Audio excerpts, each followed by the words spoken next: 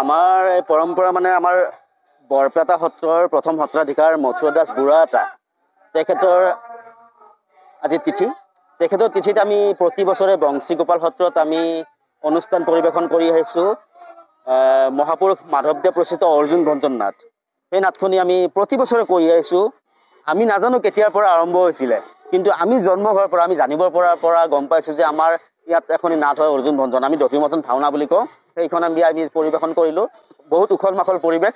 মই নিজে নন্দৰজাৰ ভাও কৰিছোঁ।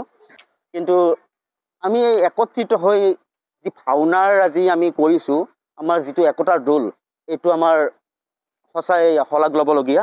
আমাৰ যিটো একতাৰ এনাজৰী, আমাৰ মহাপুৰুষ শংকৰদেৱজনাই যিটো এনাজৰী বান্ধি থৈ গৈছিলে, আমি সেই একতাৰ এনাজৰীৰে আমি আজি সকলো মিলিত হৈ একত্ৰিত হৈ আমি ভাওনা ভাগ কৰিছোঁ।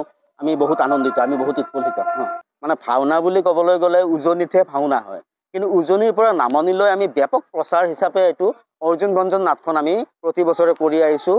আমি আমাৰ আকৌ পৰৱৰ্তী চামলৈ এটি মই বাৰ্তা দিব খোজোঁ, যাতে ভৱিষ্যতে তেখেতসকলে ভাওনাৰ আজিৰ ক্ষেত্ৰত অকণমান গুৰুত্ব দিয়ে।